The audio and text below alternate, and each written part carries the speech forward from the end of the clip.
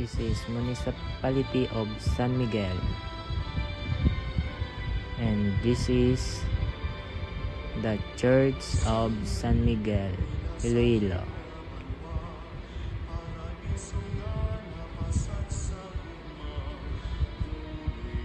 This is the history of San Miguel. History of San Miguel. History of my town. The town name San Miguel came from Spanish meaning Saint Michael in reference to its patron saint, Saint Michael the Archangel.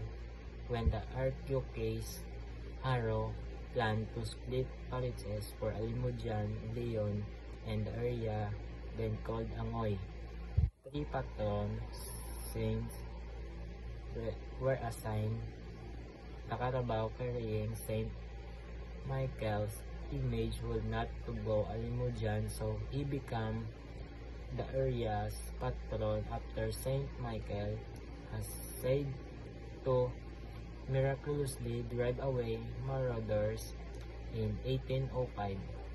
The place was tentatively named San Miguel and later officially adopted the name. Significant people and local heroes. Tiburcio Montano, the first Capitan of San Miguel when it was officially established in 1852, playing a key role in organizing the local governance of the newly named municipality. Arthur Defensor Sr. While born in Dumangas, Iloilo, he served as governor of Iloilo Province twice, 1992 to 2001 and 2010 to 2019. His initiatives in infrastructure, education, and rural development likely benefited San Miguel and other towns in the province. Geography. It is bordered by Cabatuan to the north, Santa Barbara and Pavia to the east, Alimujan and Leon to the west, Oton to the south, and Mandurriao district of Iloilo City to the southwest. Topography. Mostly plain with no rolling hills. Land use. Agricultural land accounts for the largest area, 2,862 hectares, followed by residential, institutional, commercial, industrial, and other uses like parks and plazas. Water future. The Aganan River Dam is located here, serving for agricultural irrigation for surrounding rice fields. Culture. San Miguel, Iloilo is devoted to Saint Michael the Archangel, who was chosen as patron after the Carabao carrying his image refused to leave the area and is believed to have saved locals from bandits in 1805.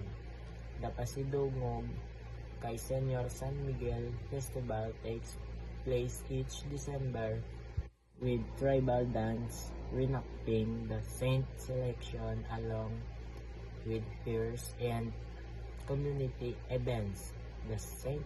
Michael Parish Church, founded in the early 19th century and central to worship and the religious rites, are integral to daily life. Language. Hiligaynon is the primary dialect, with some residents also speaking Kinaraya, Tagalog, and English.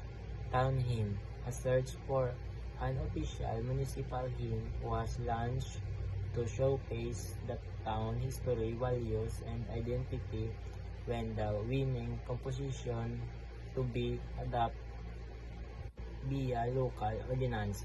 Traditional arts. Influenced by broader Ilonggo culture, including folk dance like the Hari, To, and Balitaw, and oral literature such as epics and proverbs, handicrafts like weaving, once a major industry in Iloilo, may also be practiced locally.